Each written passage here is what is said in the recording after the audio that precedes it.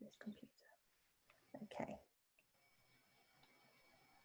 Right, so we can start. Welcome everybody. Thank you for joining, and hopefully you'll find today useful. I just thought it would be really nice to give everyone an opportunity to ask some trained midwives some questions because of COVID and the situation we're in. I think there's lots of pregnant women who have lots of questions and lots of anxiety at the minute, and it's quite nice to be able to ask a midwife for advice. So what I'm going to do quickly is just go through. Oh, one sec, someone's asked a question already. Oh, I can't find my cursor. What's going on? Where is it? There it is.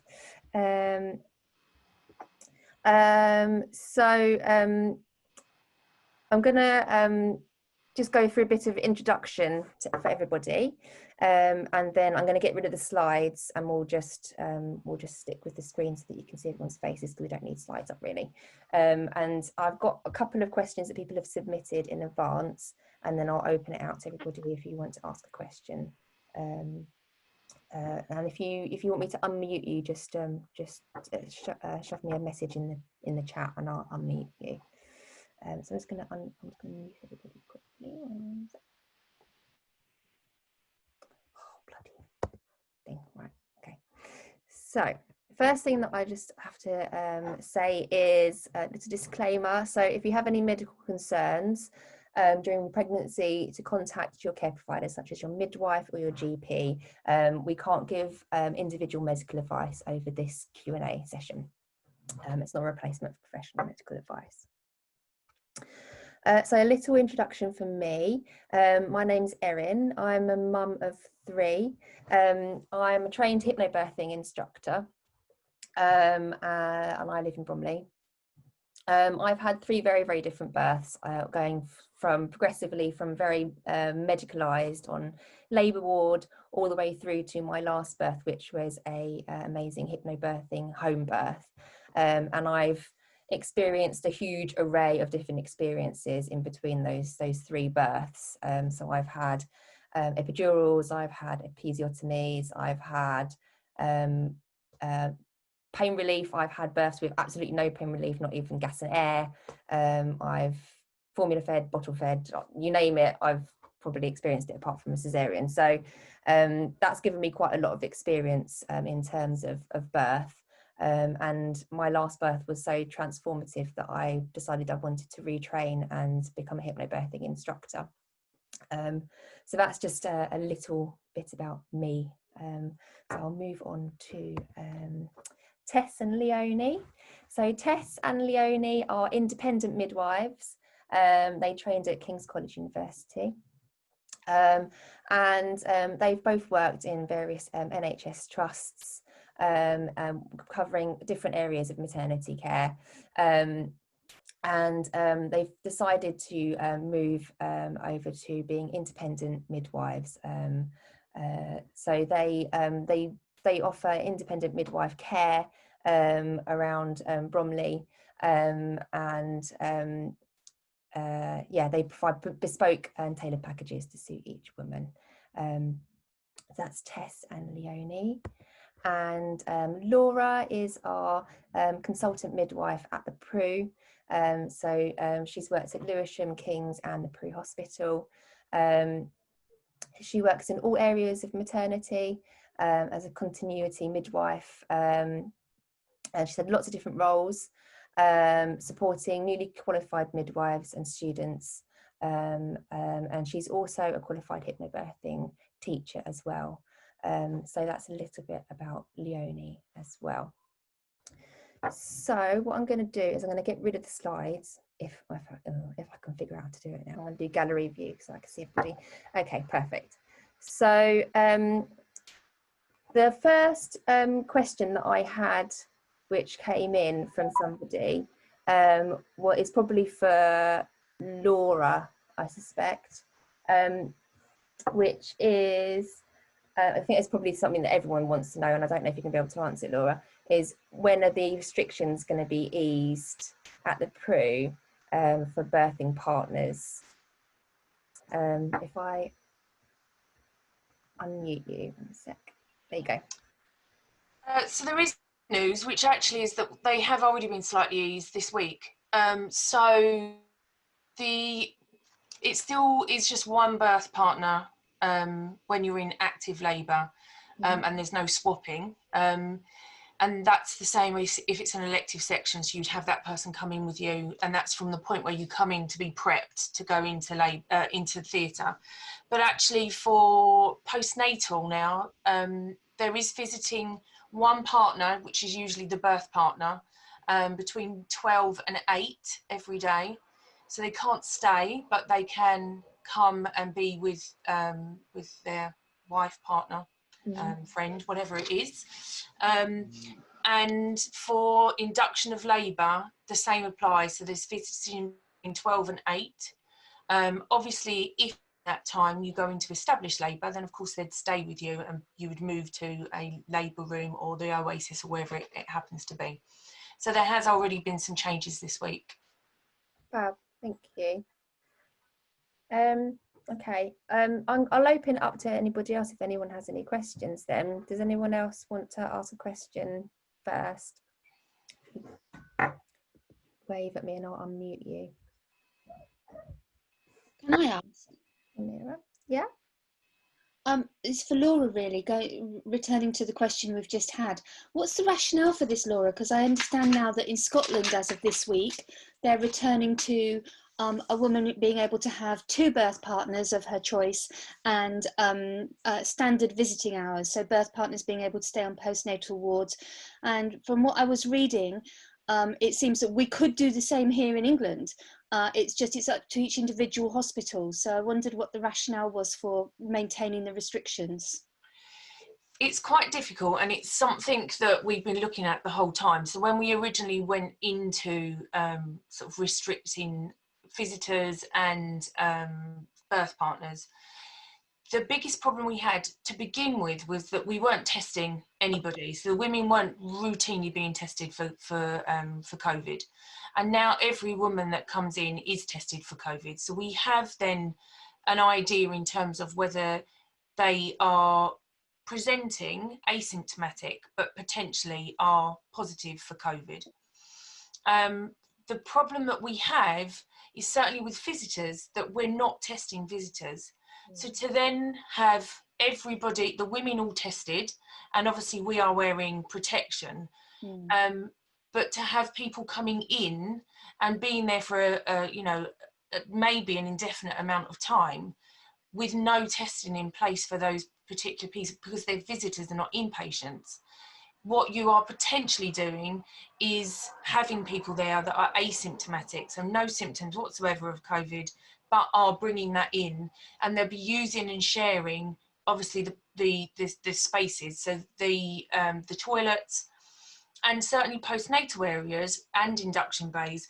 Obviously we only have curtains between.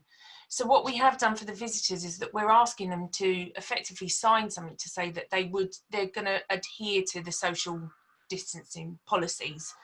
So the general one across, from the government, but certainly in the hospital in terms of making sure you're wearing your face mask and making sure that you, as much as possible, are staying within your sort of restricted area.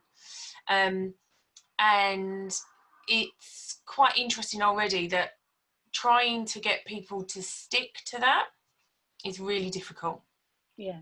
And so it's something we will keep watching and seeing how that's unfolding, because what we don't want to be doing is potentially then be putting people that are testing negative for COVID, the women and obviously babies, which we're not testing routinely at all, in a position where they may be sharing space with people that could be testing positive. I think that's quite a tough one. I think COVID is here to stay.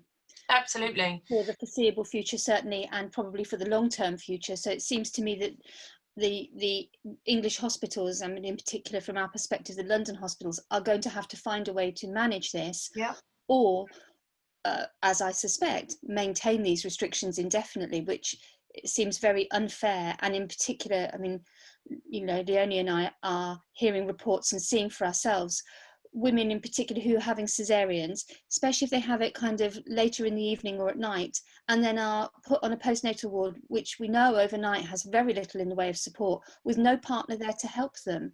I mean, I wonder if there's some way of, you know, looking at easing specific situations first, like that kind of situation. So interestingly, the feedback we've been having from the women has been actually quite positive. And what we've seen is that for once, we're really, really pleased to see, and Leonie, you will know from having worked, you know, certainly at the Pru, the curtains are open during the day, the women are talking to each other, they're swapping numbers, they're providing each other with breastfeeding support. Our initiation rates for breastfeeding have gone through the roof because women are not feeling like they're having to, they're not embarrassed because there's other partners and people around. So we have seen some positives on the other side, so it's not all negative. I do appreciate and understand that women that are having a caesarean section are worried, certainly about how am I going to cope, but what we're actually finding, interestingly, is that the midwives have more time to actually support these women because we're not dealing with some of the other things that come from having partners actually there on the ward.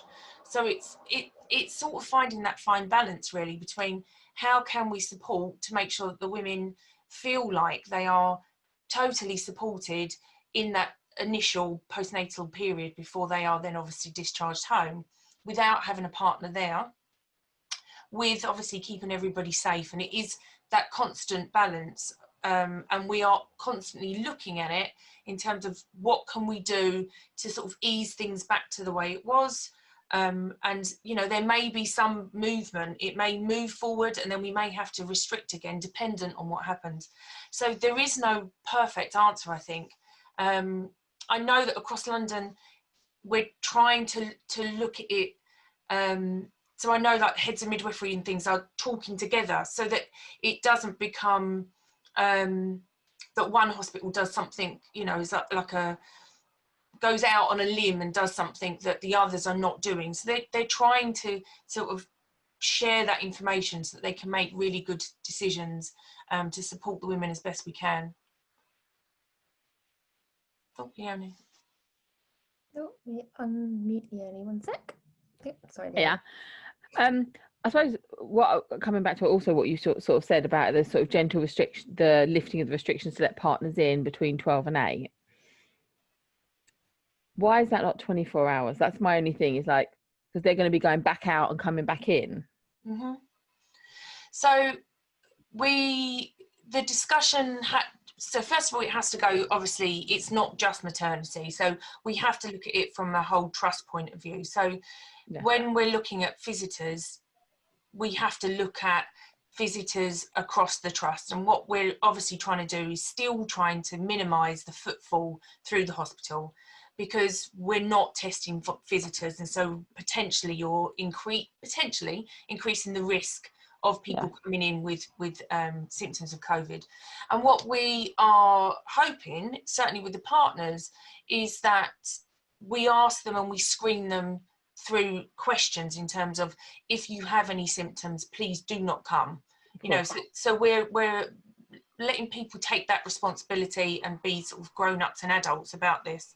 So I know what you're saying in terms of why are we not letting them stay 24/7, but we can't go from 0 back to the way it was. We have to do it gently. No, I don't mean that they should they should go back and forward, but it's like almost like you come in with your partner in labour, they have the baby, and when your baby leaves with your partner, you leave too. Yeah. So then there's no footfall. The partners aren't going. I mean, they're going to have crappy night's sleeps on crappy chairs. But we know, Leonie, that doesn't happen. Yeah. Those partners want to go out. They want to go out for a cigarette. They want to go out and get something to eat. They want to go down to the shop. And the reality of it is trying to maintain that when you've got a full ward with 30 plus women and then maybe their partners, you have then a logistical issue as well. So I do understand what you're saying. So even when they're in labour, we say to them, the reality of it is bring everything you need with you, because if you go out, there is a chance that certainly security might ask who you are, you know, and then we have to somehow get you back in. Does that make sense? Surely that should be a kind of a risk that they take. If they go out, they don't come in. It's a bit like, you know, in a nightclub, if you go out the nightclub, you have to requeue and pay again.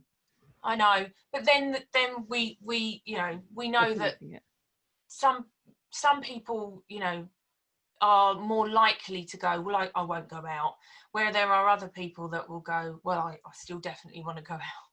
And then we have the problem of potentially them wanting to come back in and it becoming then an issue. Yeah.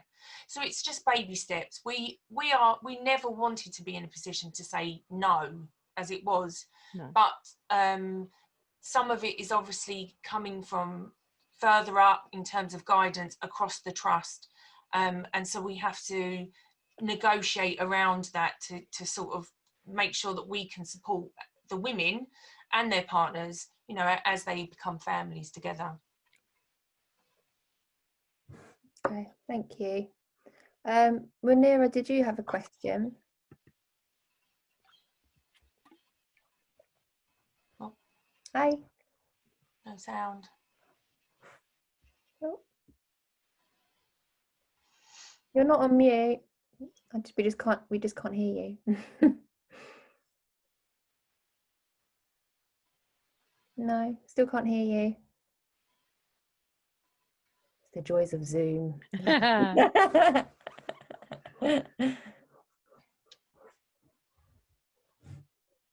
If it's easy, you can type it into the she's gone. You can type it into the chat if you prefer.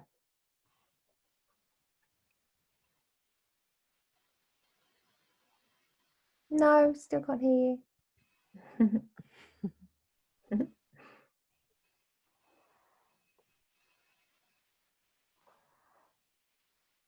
Oh, she must be on her phone.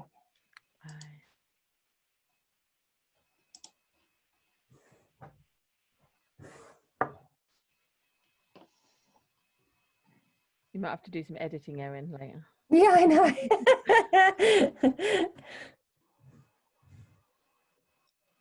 No, I can see it. I can see it. Yeah. In terms of the restrictions, so it still applies the same for the birth centre. But once you are obviously in established labour, your partner would be staying with you. So they would stay with you in the room that you're in. So you will have them with you for the entirety of your labour and your birth. And then because at the moment in terms of, it seems a little unfair, but when you deliver will determine on whether they need to go home and come back, whether they would stay with you. So if there is nobody else there, the likelihood is that you would stay together for quite a while in that room anyway. So you'd have quite a long postnatal period before they move you. There's a 4-bedded bay in Oasis. Obviously, if it's sort of early hours of the morning, they may say, you know, go home and then obviously come back at 12 o'clock for visiting. You may have, if everything is straightforward, you may have quite a quick discharge home anyway. So depending on how you're feeling, whether everything's okay with the baby. So there may be quite a quick turnaround in terms of going home in your own environment then. Okay. Does anybody else have any questions?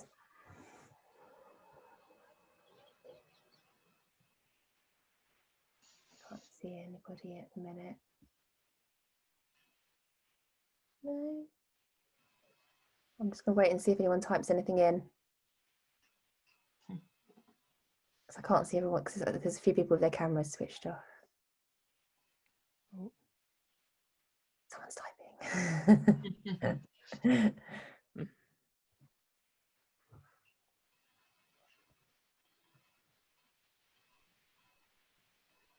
Oh, so Sana said she found out her iron was low. Will this prevent her from giving birth in the birth centre?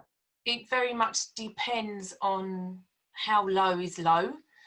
So there is criteria in terms of for women that are low risk and their iron level, if it's 105 or above, then that's without being birth planned, that's absolutely fine.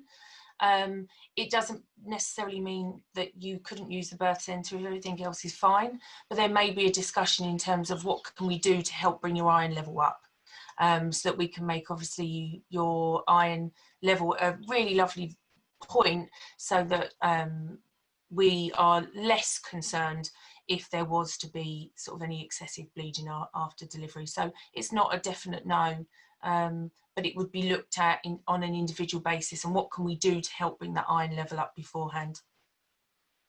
Manira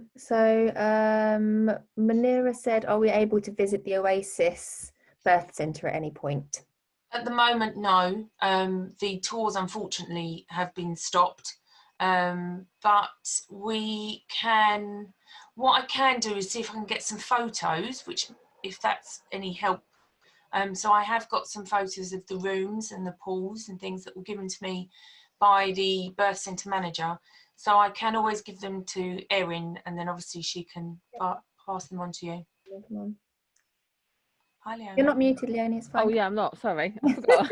Laura, I'm just wondering whether someone could go like and do like a little walk round, a virtual walk round that could maybe go on Twitter or... Yeah, so we are working on this, and the reason it hasn't happened so far is because of our corporate communications, sort of getting things moving forward. So we are working with them to get some stills, and we were hoping to get a video as well, not just of the birth centre, of all the different areas. So it is something potentially we can do.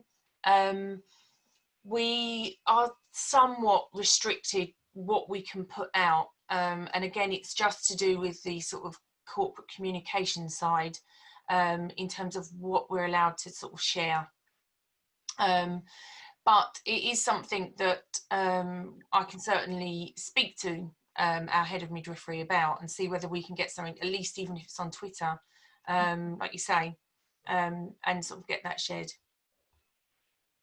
Yeah, because that the video that was shared on the King's Twitter of all the birthing positions in Oasis, I mean that got a lot of interest. I think people found that really, really useful. So more stuff like that would be amazing. Okay. The lovely Helen. Oh, you know the person that was doing the demo. Yeah. Okay. Susan said, are midwives doing home visits after birth? Yes, they are. So there were some restrictions to begin with, but they have eased. So day 1 visit is at home, and a visit at day 1. Day 5 visit is face-to-face, so they come to your home. Obviously, if there's a need for them to see you in between, then of course that would happen as well.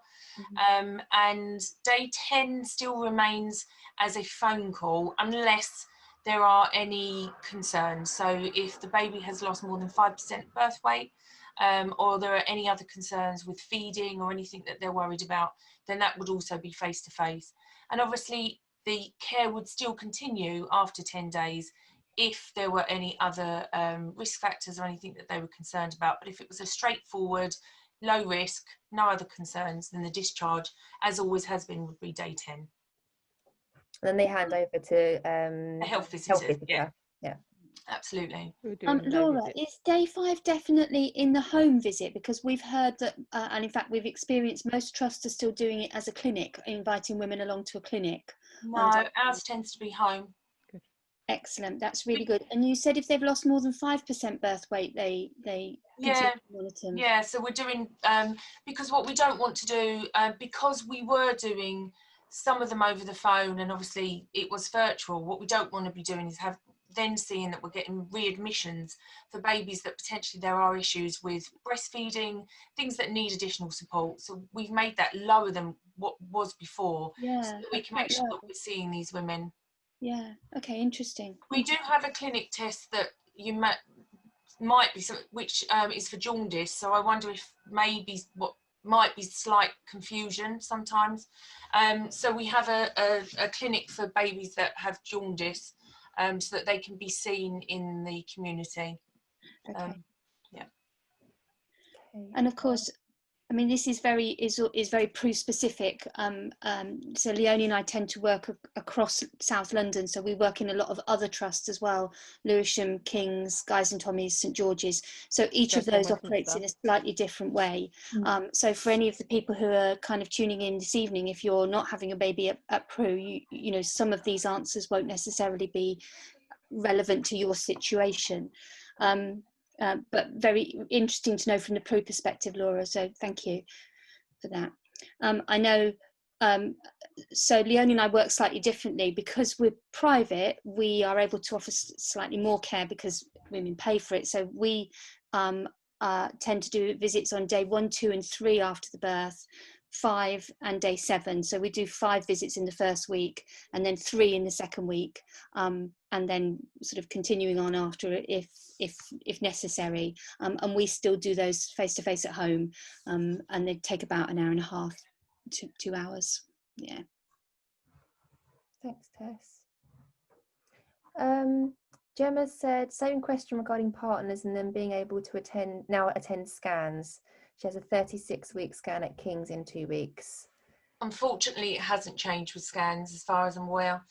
Part of that is, from what I understand, Harris Birthright is part of King's, but isn't King's. Yeah, it's separate, isn't it? It's a part of it. Fetal Medicine Research Centre, so it obviously provides all the scans for King's and Prue, but it's not governed by King's, if that makes sense. So their rule, they make their own rules. Part of the problem with scans is, of course, you cannot socially distance because you have to be close. And so that's why they've limited. They do allow you to take pictures and things after they've done the scan, because of course they want to do the scan first and check everything's fine, and then they'd give you an opportunity to obviously take pictures. And I know it's not ideal, but again, it's about sort of reducing that potential risk of lots of people being in that room together in a small space. What we're finding at the moment is that a lot of women that talk to us are investing in a private scan at some point during the pregnancy, just so their partner can go along as well, because pretty much all of the private scanning facilities are allowing partners to go. So again, I'm aware that that's not a possibility for everybody, but it's certainly something to consider while we're still in this kind of strange in-between period. From what I understand, things like sonographers, I think, at Lewisham are actually trying to see the same women, so that when they do if they have follow-up scans, they try and book in the same women, so that it's reducing that cross. Yeah, that's a good idea. Yeah. So I don't know if that's something thinking about. Sure. Does anybody else have any questions? I can see Leonie answered Elena's question about the whooping cough vaccine to be given by the GP from 16 to 32 weeks. Any more questions? Otherwise, I've got a couple written down. Go for it, Erin. Yeah? Okay. So the first one was, a lot of my clients, one thing that is kind of a source of anxiety for them is having the confidence to be able to advocate for themselves when they go into labour. It's particularly if they've put a birth plan together and they have a particular idea of what they want to, what they do and don't want to consent to in labour. How can they kind of have the confidence to be able to kind of speak up and feel like they're being heard? I don't know if anybody wants to. She's disappeared. Tess has decided she doesn't want to answer that question. She's off. No, I had a nice poster with the brains thing on it. That's what that's one of the tools that I teach my hypnobirthing clients, is the brains acronym. It's a nice tool for you to kind of logically think through a procedure or an intervention that you're being offered, or it's any recommendation really. It's not just necessarily, it's like you can go into different parts. It's like we were talking earlier about the low iron levels and the kind of where you can go and where you should be giving birth and what things. You need to look at what the benefits, there you go, what the benefits of doing that are, what the risks associated are. are there any alternatives? Is there a way around it? And that's probably where Laura would come in really helpfully, to look outside of those general rules to see how it applies specifically to you. So, I mean, whichever trust you're at, if you're finding that you need to ask those questions, your consultant midwife is definitely... Sorry, Laura, I'm giving you some more work to do. Thanks, Leonie. That's what I was laughing. But yeah, so she's, you know, that's the sort of place to go, but where someone can look at your situation specifically. Is this birth planning we're talking about? Just, I think, anywhere in labour. Yeah, get a really good birth plan, get a really good watertight birth plan in place with your consultant midwife, if you know. So like Laura said earlier about if you've got low iron level, if you've got a low iron level and the birth centre is saying, oh, it's a bit low, we're not really sure, get in touch with your consultant midwife, they can talk you through the risks and why they're not sure, and if you still want to use it, they can make a plan, hopefully, so that the birth centre staff can be reassured there's a plan in place so you can use it. And that's a really good starting point antenatally. Get a good birth plan in place. And also looking at what, you know, how it applies to you. Did you start with a really high iron level and has it dropped off dramatically and suddenly, or have you always been sort of borderline and actually this is normal for you, so then it might not implicate? So it's kind of looking at your specific circumstances.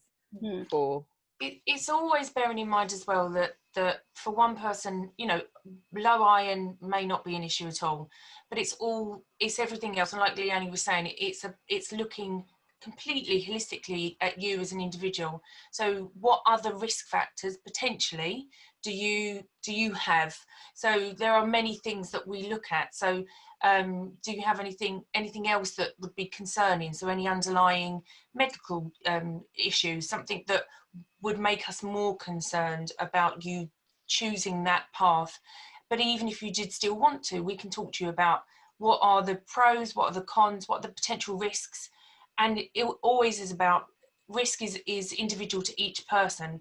And so making that informed choice of, do I feel that this risk is something that I understand and I'm willing to take? And then we can obviously support with a birth plan, regardless of whether that's labour ward, birth centre or home. And I think it's really, really important. Birth plans are really, really important. I hear so many women say, I'm not going to put a birth plan together because it will just go out the window and the midwives won't look at it and it's just a waste of time, and I've been told it's a waste of time. And actually they're really, really important because it forces you to educate yourself on your choices. And it might go out the window, but just, you know, we always use the analogy of, if you're planning a kitchen, you don't go in going, oh, I'm not going to put a plan together for my new kitchen. I'm just going to see how it feels. You have a plan, you know roughly what units you want, what kind of flooring you want, what you want on the walls, what you want the cabinets to look like, where you want things to go. And that will change because you can't afford the floor tiles that you really want. So you've got to, compromise. For laminate instead. So yeah, laminate instead. Or the units you want don't fit in your space. So it changes as things develop, but you don't go in without a plan. And how much more important is a birth than a new kitchen? Much more important, I hope. So, always start with a plan. Yes, be prepared to change it. And this is where my poster's too big. Your brains come in. When you're in labour, if somebody suggests a course of action to you, you're asking, what's your benefits of this course of action? What are the risks? What are the alternatives? Ignore the advantages, I did that wrong. And what's your instinct? How do I feel about this? And what if we do nothing? So that's a really easy way of kind of making sure you've got all the information you need to make the decisions you need to alter that birth plan if you need to. And the other thing, Tess and I do quite an extended 36-week birth talk. And one of the things we do, as well as doing your preferred options and your ideals, it's okay, if it doesn't go to plan and you need something slightly different, what are your hard and soft lines? What are you prepared to, yes, I'm absolutely going to do this, or absolutely definitely don't want that happening. Yeah. So it's kind of thinking about those things that might work for you. Where are you flexible and where are you definitely not flexible? Yeah. And then what Erin sort of said at the beginning was, what about if you go into labour and how do you advocate for yourself at that point? And having worked at hospitals and knowing that sometimes you've got 5 minutes to ask a question and sometimes there isn't time for that. It's about how you get time. So have you got the opportunity to say, can I have 5 minutes to think about what you're recommending, because a lot of time midwives and doctors will make recommendations because in our brains we've thought it through, looked at the whole thing and kind of made a decision what we think is potentially the best option, but it might not work for you and it might not be the best option for you. And so it's having that confidence to go, I really like, thank you so much, and please explain why you've recommended that, but also what if I don't do that, and asking, have I got a few minutes to think about it, to discuss it? Yeah, if there's no time, you're off. Yeah. But And they're not gonna say there is if there isn't. And Leonie and I always say that's one of the biggest and best things you can do when you're in hospital and you're in labour and they're going, oh well, we think now it would be beneficial to move to breaking your waters, for example. And this is why, listen to what they have to say and then say to them, thank you for the information. Can you just give me and my partner 5 minutes on our own to talk about it? Because just having that time together without a professional in the room, without anybody else there sort of breathing over your shoulder, is really invaluable in your decision making. If there isn't time, if they're like, right, it's time to move to cesarean, and you're going, can you give us 5 minutes? And then, they're not, if it's an emergency, if it's a proper emergency, they're not going to go, yeah, that's fine. See you in 10. They're going to go, no, we need a decision now. So always ask, because 99 times out of 100 there is time for you to have that space together alone, to just think about who you are, what your decisions are, what matters to you, and factor in what we call the clinical picture, which is the medical side of it as well. Yeah, I'm out of breath now. Manira's asked a question. She said, how many midwives are usually attending your birth in the birth centre? So when you're in active labour, you'll have one midwife that's with you, and sometimes if you consent, then a student will be with you as well, a student midwife, but you don't have to agree to that, and you can put that in your plan, definitely. So if it's something you're not keen to have, then do voice that so that the midwife can obviously reallocate the student to work with somebody else. And then usually on the birth centre, certainly when you are in the second stage and pushing, or birth is quite imminent, they would usually ask for a second midwife to come. So you usually have 2 on the birth centre at the point where you deliver. Thank you. Okay. And usually if you're having a home birth, then you'll have 2 at home, won't you, for a home birth? They get there in time. Yeah. Unless it's really, really quick. You're right, Leonie, students are awesome. Has anyone else got any more questions? Because I've got some more written down if nobody has. Go on, Erin, hit us with them. People can type while you talk. So another one is, which I get asked quite a lot, is what can they do to make a hospital room hypnobirthing friendly or oxytocin inducing environment? You mean just hospital rooms or birth centre, because they're different? A hospital room as opposed as a labour to birth, room. as opposed to birthing like the Oasis suite, which I think is naturally a little bit more conducive to that kind of environment anyway. So more kind of a labour ward room. I would certainly say you can have the lights down low still. There are main lights, but there are little strip lights that can be just left on, which are sort of just above where the bed is. The bed itself is really good for adjusting, so you can have it high, you don't have to have it low at all, you don't have to sit on it if you don't need to sit on it. So you can use it to lean, so you can stand if that works for you. You can have it lower if you like and use it to lean on, but use a ball. The beds themselves actually can change into, if you do want to get on the bed, they can change into more like a seat. They are really quite adaptable. You can push the bed. Some of the rooms are slightly smaller, I'm going to be honest, but the ones that are bigger, you certainly could push the beds a little bit away from the sort of centre of the room. Do all the beds have the bars? Because I've seen some of the beds put them up and down. Yeah, they don't, unfortunately. Okay. But like I say, they are really, they're quite clever, the beds, in terms of you can have obviously the back up, so you can lean across the back of the bed, so you can kneel. So there's lots of things you can do. You don't have to get on the bed at all. There is at least one comfortable chair, so one sort of bigger chair, so you could sit in that. Like, there are many things. There's, each of them have an ensuite, so there's obviously a shower, so if you want to use the shower for pain relief, some people love doing that, like the feel of it, certainly if they've got sort of lower back pain. Absolutely, I can see Tess with fairy lights, battery operated candles, you can bring those in, that's absolutely fine. So anything, obviously we can't have normal candles, we don't want to set anything on fire, and we have oxygen, so we don't want anything that could, you know, cause an issue. Well, the other things you can bring in though are, if you know, if you're hypnobirthing or you've got something, your positive affirmations, bring those in with some blue tack and stick them up on the wall, So that's or what I was down the gonna ask, bed. because some of my clients asked, are they allowed to stick anything on the wall? Yeah, of course. Okay. Of course. You can bring your own pillows and things like that. I was going to say, defo bringing out your own pillow. But also if you've got things that, because some people, it's about smell as well, so you could bring your own pillows or something, you know, that gives you some kind of comfort. My niece actually, when she was in labour, had a piece of it was like a piece of Play-Doh,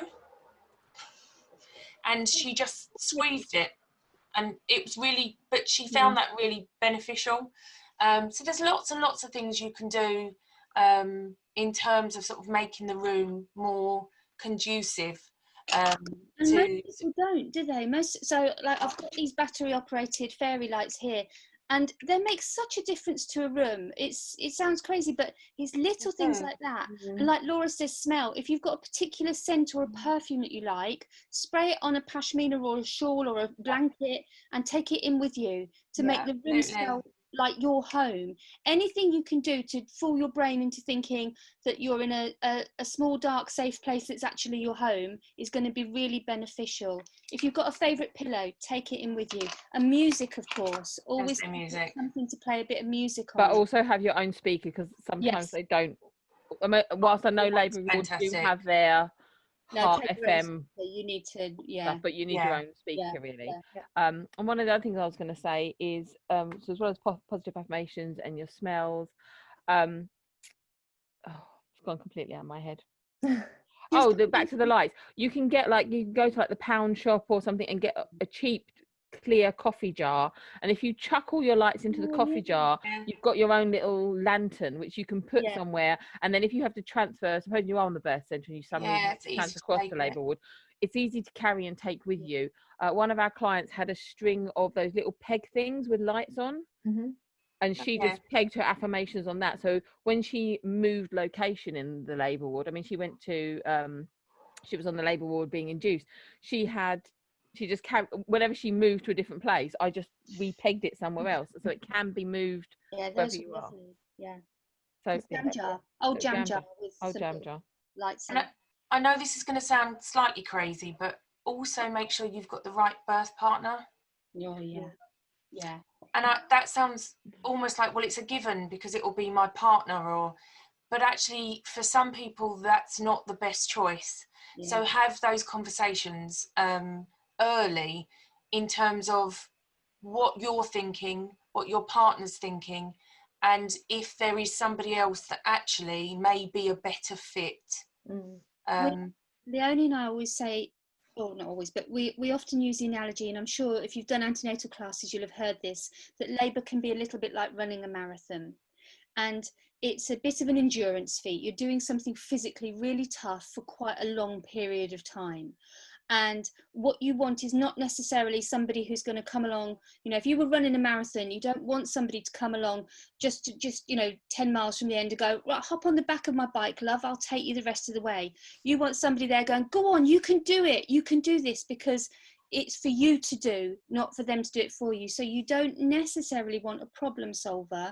You want somebody who is a cheerleader and soothing and calming. I don't know if you can see that. Oh yeah, that's lovely. Yeah, that's a really good idea. Yeah, it's a string of fairy lights, and she's got her affirmations sort of clipped in between on post-it notes. Nothing fancy. Yeah. Anyway, really, sorry. It's worth doing. It's really, all those things are really worth doing. So Elena has asked, what plans should we make to get to the hospital on the day when you don't have a car? Taxi. Yeah. Taxi. Yeah. And they will take you. Yeah. I think just be practical. So certainly if your waters have broken, or you think you're going to put a pad in anyway, but certainly if you're worried, certainly if you know, we don't know when your waters will go. A lot of them actually don't go till later in labour anyway. Yeah. But if you are concerned, just be sort of practical about, you know, what can I take in the car that potentially would, you know, save the seat if that was to happen. You can get those puppy. I was going to say puppy training pads. They're like £5 to buy off Amazon or something like also, that. Boots, Great for nappy boots changing. do them anyway. Do like the maternity bed, and for like people that wet the bed for kids. Yeah. Yeah. But those kind of things are absolutely. Maybe find your taxi service in advance. Yeah, or if you're sound going them to do out. something like an Uber, if you go to Uber, when it gives you like a little note section, and you can say woman in labour, because then at least you know the driver will look at it, and if they're like, I'm not having a labouring lady, then someone else can pick it up for you rather than them get there and then turn away. Yeah. Cool. Does anyone else have any other questions? I've got a couple more. Crack on. I'll crack on. Can I say no to anything in birth? Is something that somebody Yeah. Of course. Always. Yeah. It's your body. It's your, you know, you can decline anything you want to, or anything you feel you don't understand or you're not happy with. You know, if you don't want vaginal exams, if you don't want a drip, I mean, obviously if they're recommending a course of action, there's a reason for it. But if you absolutely don't want to do it, you don't have to do it. Yeah. There's no birth police. They can't, you know, they can't force you. You know, it's always a choice, and it's really important to know that. But I would say it's also really important, again, with the birth plans, to make sure that you've done your research so that you're making informed decisions, so that if you want to say no to something, you understand what you're saying no to. Absolutely. So doing your research beforehand is really, really important. Don't go in blind, so to speak. And know what you're saying no to, I suppose. Yeah. I think going back to having the right birth partner, because they're going to help to advocate for you if there is, or support you if there is something that you are unsure about. So if somebody is explaining something and suggesting something and you are not really understanding, sometimes, certainly when you're in labour, it's not a great situation to be in terms of then saying, okay, can I have somebody else come and explain what it is you're recommending to me? So one, like Erin said, having that information beforehand, so you're making good informed choices, but also so that person that's with you maybe can help be your voice, and because it may be that it's actually your midwife that is recommending it, and although they are there as your advocate, they may not have explained the rationale of why they're offering it to you. But that's perfectly fine to then say, is there somebody else that can come and explain why you're offering this to me, so I have time to consider my options? Because I think sometimes it's just a case of you're just not understanding how they're explaining it to you. But having a good birth partner will also aid you in that, in terms of being able to say, can we maybe have time? Can we have somebody else explain it? Because what I'm hearing, you know, it doesn't make sense. And it's why it's good to go even further back when we were talking earlier about the 36-week or 34-week, whatever week you want to do your planning, is to look at what all the options are. So it's really easy. I mean, a lot of times we hear women who say to us, we definitely don't want pethidine. No, don't want that. But there's a time and a place. If you're 9-10 centimeters, that is not the time or place that pethidine is going to be useful to you.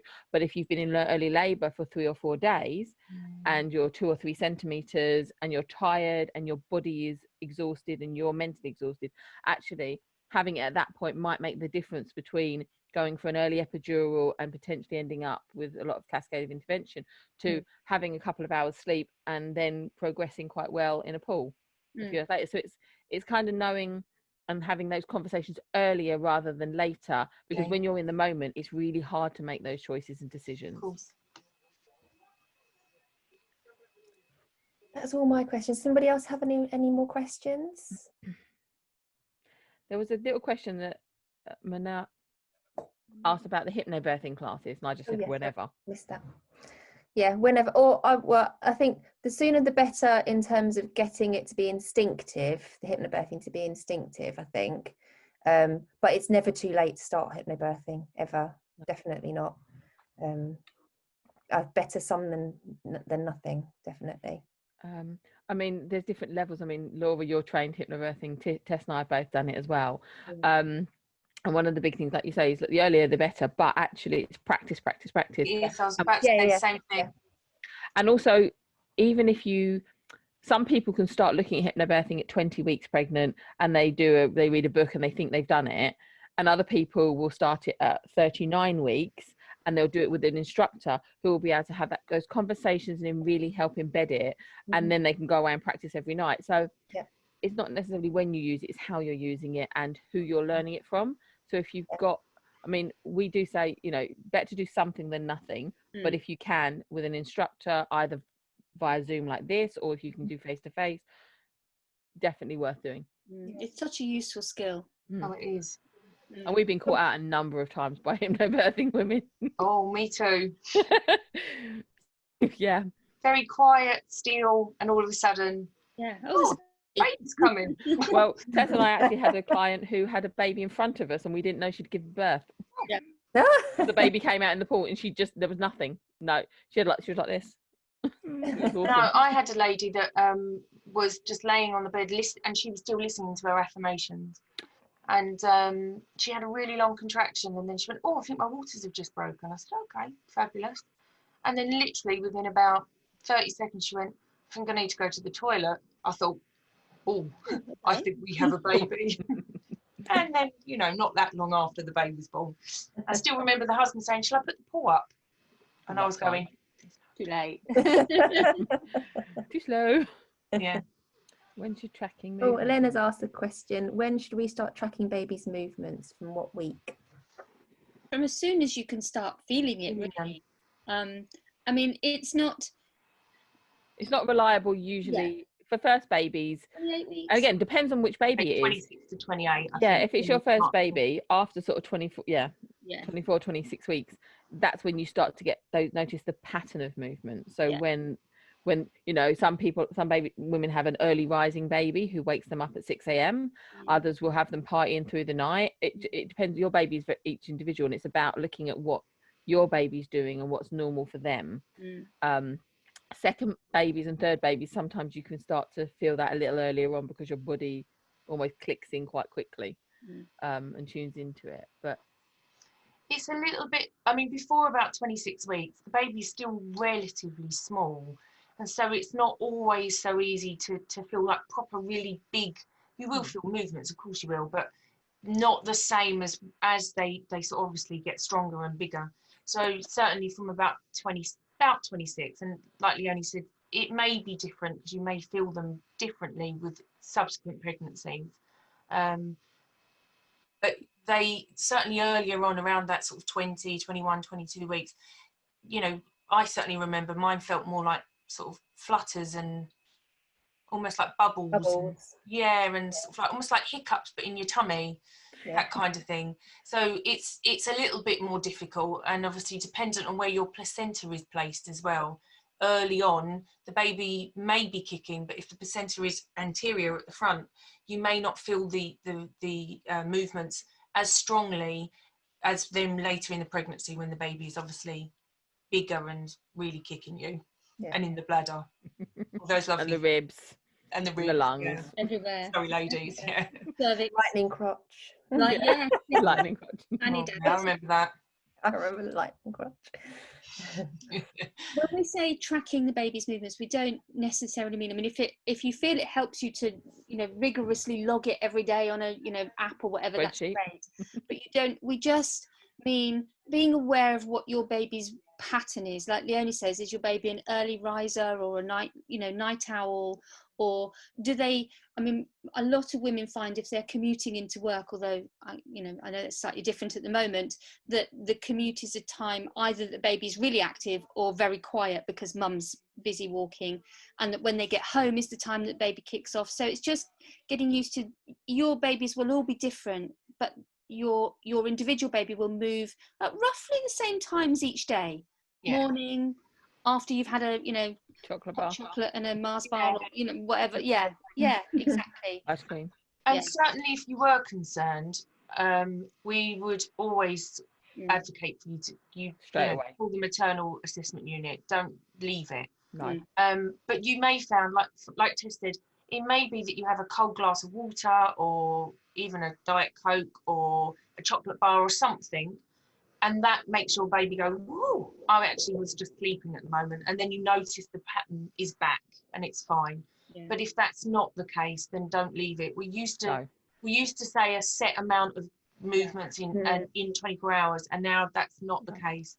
If you are worried at all about the pattern, your baby moving, then please do use your maternal assessment unit. And Call it's them only and they'll ask you change in movement as well, isn't it? So it's not just decreased movement, it's increased Increased as well. Absolutely. out of the ordinary. I mean, Yeah. obviously, if an ambulance has just gone past with all its sirens blaring and your baby's going, whoa, what was that? Well, that's a good cause for it. But if there's no obvious reason for the baby going crazy and it doesn't normally, that's worth getting checked out as well. Absolutely. And like Laura says, that you might, if you're speaking to older people or people who've had babies, even not very long ago, like 8-10 years ago, they might talk to you about counting the kicks. Oh, keep a kick chart, but what the research says that's not really very effective. No. So it's just knowing your baby's pattern and checking in if there's something unusual. And also, babies don't tend to kick as much as they get bigger. They move still, and they should definitely be moving as much, but not necessarily. They don't necessarily have quite as vigorous party. Yeah. Manera said, if we don't have an anterior placenta by 22 weeks, is there any chance we can still be at risk of having one?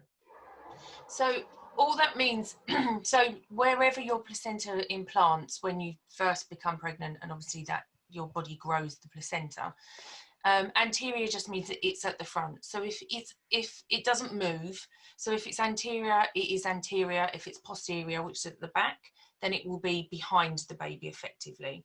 The only position in terms of movement is if it's quite low lying, and then certainly in the sort of the later part of your pregnancy, and by 32 weeks, the top part of your uterus pulls up, and if it's low lying, most times the placentas move up and out of the way of the cervix. So it's nothing to actually worry about in terms of where your placenta is, anterior or posterior. It's just that for some women, if it's anterior, they do find that they feel movements 100%, but they're a little bit more muffled. I don't know, is that the best way? They're not quite as vigorous. Yeah. The placenta is almost like a slight bit of cushioning between. They're like having bubble wrap. Yeah. So you'd definitely still feel them. And realistically, if you haven't been pregnant before, you possibly wouldn't know the difference anyway. It's only if you've had a previous pregnancy, you may notice the difference between a posterior placenta and the movements, and an anterior the second time or third. Is that all right? Okay. Does anyone have any more questions? Because if not, I think we can wrap up. We're here to ask. Oh, one more. Susan said, it would be interesting to hear about any experience knowledge the midwives have about a bicornuate uterus. Okay. So bicornuate uterus just means that the uterus has a in the middle. Well, it can really vary. It can be heart-shaped or really severe, depending on the shape of the uterus. It means that as the baby grows, it tends to grow on one side or the other, and it's just got a bit less space to grow into. And that can cause issues when it comes to going into labour. Your body tends to work best if the baby's in a really good position for labour, and that good position is the baby usually on the left and at the front, with its back at the front. With women with a bicornuate uterus, sometimes the babies can't get themselves into that position because of the shape of the uterus, and that can cause difficulties in the labour. It's really individual to the woman, depending on the severity of the what's the word I'm looking for? The dippy bit in the middle. Yeah, the dippy bit in the middle. That's the word I'm looking for. I know, right? You know what you mean. Yeah. And that's picked up on scans quite early on. But usually with women with a bicornate uterus, they will have consultant involvement. So they'll be talking to the consultant, and depending on the severity of it, the consultant will be making recommendations. But again, they don't have to accept the recommendations, and that is where Laura would come in. Absolutely. Elena said, do you recommend antenatal classes even if they're mainly online? Are we doing antenatal classes now, Laura? Yeah, they're online, actually. They're on Zoom. Okay. So, because we, obviously, with everything, we'd stopped doing them face-to-face. Our breastfeeding support, we have Zoom sessions and antenatal sessions. And interestingly, they've been really, really well received. I think because traditionally, obviously going somewhere, especially rushing home from work and those kind of things, there's limitations where I think, you know, the one thing you do miss from doing it online is the face-to-face and meeting other people. Yeah. But I think that the sharing of information, the women are finding it really, really, really beneficial. Eleanor, did you mean private classes or for hospital? Or both? Or both? Both. Yeah. So I think a lot of the antenatal practitioners have worked quite hard to very quickly build their Zoom skills up. And from what I'm hearing on the antenatal teacher talk boards, they're doing a lot of work with couples in breakout. So they're trying really hard to give you the feel of getting to know the group so that you still have that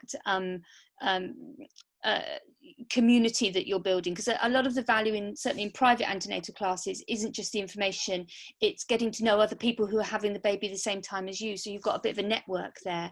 And I think a lot of the teachers are working really hard to maintain that. I know the NCT does, they're doing their antenatal classes, they do, but also they have a group WhatsApp that's running concurrently. So, and the antenatal teacher every week puts a topic on the WhatsApp, right? This week we're looking at this in particular, what have you heard, and so on. So that encourages the chat. Bump and Baby don't do that. They do something similar, but not quite the same. So and I'm sure it's the same with the NHS ones. So I'm a big fan of antenatal education. So I would say yes. Definitely. The only thing I would say to you is it depends on what your reasoning for doing antenatal classes are. If doing it for the information sessions, I know that whilst it doesn't completely, hypnobirthing does cover a lot of the stuff that seems to be done in antenatal classes. So they will often talk to you about your brains. They'll also talk to you about the different types of births that you can have, and how you can implement. So if you're sort of investing money into it, it depends on what your purpose for doing it for. If you're doing it for then information and you're planning to do hypnobirthing, then I wouldn't bother too much about private antenatal classes and probably just join your hospital ones, so that you're getting the good information about your local trust and what they're giving you and what they can answer about their trust specifically and about what they recommend. And if then your hypnobirthing instructor can talk to you about the other stuff as well as anything. A lot of women don't realise that hypnobirthing classes are antenatal classes. They have a lot of antenatal information in them. It's not just breathing and relaxation. But if you're planning to do it to build a group of your network of friends who you can message at 3 a.m. going, oh my God, is your baby still awake too? And your little group going, yes, we're all up. All our husbands are asleep, by the way. Then that's kind of a value almost. There's a value in getting that. So it's kind of dependent on what you're doing it for. Yeah, what your purpose is. I think it's a difficult one as well, because we don't know how things are going to unfold in terms of the situation that we're all in. And I certainly think that there is great benefit in antenatal classes for meeting people, there's no doubt. But usually, outside of this crazy COVID situation, there are also really fabulous breastfeeding support groups and postnatal groups and mum groups where you can obviously build really fantastic friendships and support networks with women that you didn't know antenatally, but actually all of the things that Leonie was saying, you know, you end up WhatsApping each other or texting, you know, are you up? I've not had any sleep, you know, that kind of thing. So it's going to be interesting. Again, it goes back to what do you want from it, because it may be that you don't have that same, you know, face-to-face network after, if that's what you were planning to use it for. So think wisely, really, where you may invest your money. Yeah. Because they are, you know, an It can be investment. expensive, yeah. Yeah. If you are going to invest money as well, one of the tips that Tess and I always talk about for pregnancy is see a chiropractor or an osteopath at some point in your pregnancy. 100%, even if you don't feel like you've got any, because often women will go to them once they've got something like called pelvic girdle pain or symptoms of puberty dysfunction, SPD, something like that. They go for a problem, but actually we say try and do it at some point anyway, because you are suddenly carrying a different load. Your center of gravity is somewhere different. You've got bones and ligaments that are bending and moving and changing the whole way through your pregnancy. So actually, if you can see someone probably around 28 weeks and then maybe again around 36 weeks, it just kind of, it gets you into the best possible place. So if you're not investing in antenatal care classes, then maybe that's and they are open now. Yeah. That's it. Anybody else have any more questions? Oh, Susan just finished an online NCT class this week and found the way they split us into breakout rooms for part of the session so we could speak with each other with other women couples worked really well. I was a bit uncertain how useful it would be when they said it would be online. That's good to know. Yeah, it's good. Okay, so I think we'll stop there. Hopefully everyone's found it really useful. Thank you so much, Laura and Tess and Leonie, for giving us your time. It's really, really appreciated. What I will do is I'll circulate the recording online once I figure out where I'm going to upload it to. And Laura, if you can send me those photos, are they the ones that you sent me last time? Oh yeah, you've got them, haven't you? Yeah. So I'll circulate those on email around to everybody after this session. Hopefully everyone's found it helpful. Thank you very much, everybody. Thank you. And enjoy the rest of your evening. Bye. Bye, everybody. Bye. Bye.